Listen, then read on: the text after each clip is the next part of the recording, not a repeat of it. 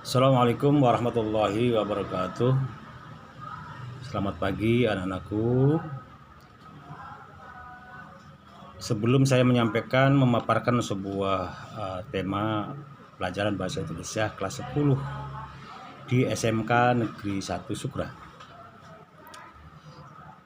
saya berikan yel dulu.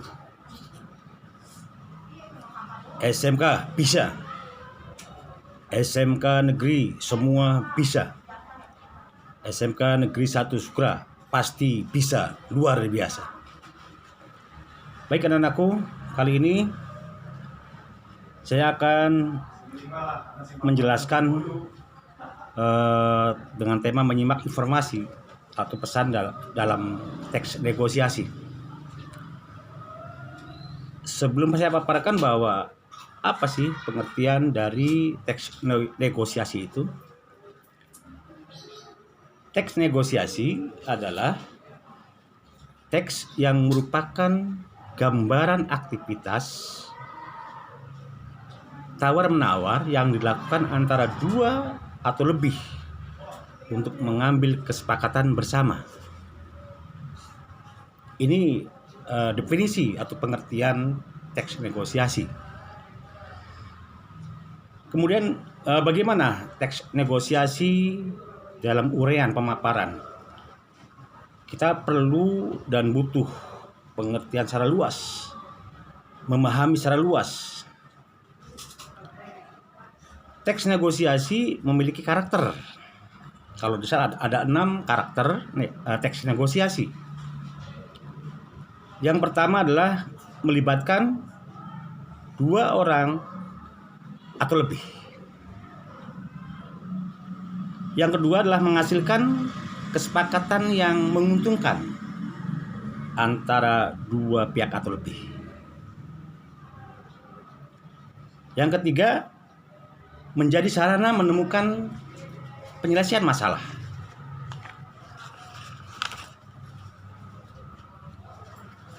Yang keempat adalah mengarah pada tujuan praktis. Kemudian kelima, mengutamakan kepentingan bersama.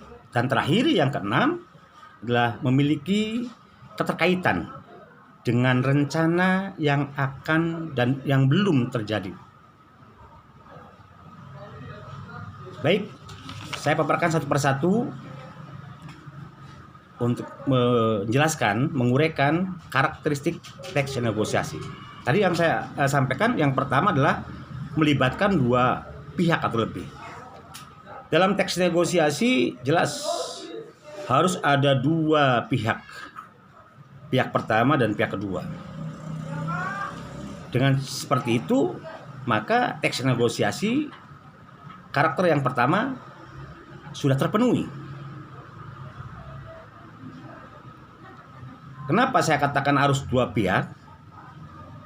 Supaya berunding dalam konsep memiliki kesepakatan bersama. Kemudian karakter yang kedua, teks negosiasi adalah menghasilkan kesepakatan yang saling menguntungkan kedua belah pihak. Hasil kesepakatan bersama antara pihak pertama dan pihak kedua, kemudian berunding hasil tawar-menawar yang bisa menguntungkan antara pihak pertama dan pihak kedua. Kemudian yang ketiga adalah menjadi sarana menemukan penyelesaian masalah atau mencari jalan tengah. Karakteristik teks negosiasi yang ketiga ini adalah yaitu setiap 2 pihak atau lebih atau beberapa orang berkumpul pasti memiliki tujuan yang berbeda, memiliki tujuan yang pihak pertama berbeda dengan pihak kedua. Dan bagaimana kira-kira pihak pertama dan kedua ya memiliki kesepakatan setelah berunding. Anak-anakku yang saya banggakan bahwa pelaksanaan sarana menemukan sebuah masalah atau penyelesaian masalah, tentunya faktornya adalah yaitu proses komunikasi yang baik.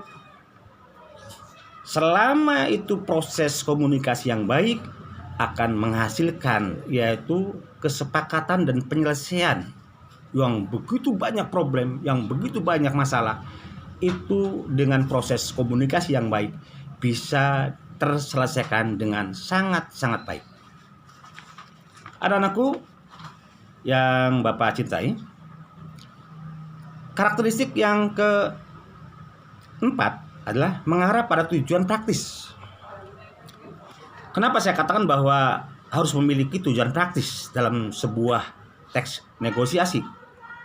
Tawar-menawar dalam sebuah teks negosiasi akan memberikan keputusan yang saling menguntungkan kedua belah pihak, pihak pertama dan pihak kedua, sehingga hasilnya akan bisa memiliki tujuan yang handal, yang bisa dipercaya oleh kita. Karakteristik yang keempat adalah mengutamakan kepentingan bersama. Kenapa?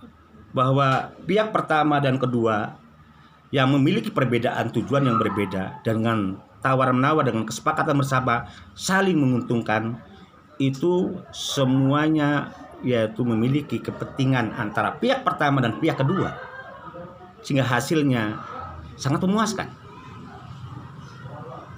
Kemudian yang terakhir, karakteristik teks negosiasi adalah memiliki keterkaitan dengan rencana yang belum terjadi. Kenapa saya paparkan seperti itu? Sebuah negosiasi merupakan sebuah proses yang harus dilalui sebelum merealisasikan sebuah rencana perjanjian tawar-menawar, dan hasil endingnya adalah yaitu saling menguntungkan antara dua pihak dan lebih. Anak-anakku, selamat berjuang untuk memahami apa yang Bapak paparkan. Semoga selalu semangat dan harus semangat. Terima kasih. Saya akhiri. Wassalamualaikum warahmatullahi wabarakatuh.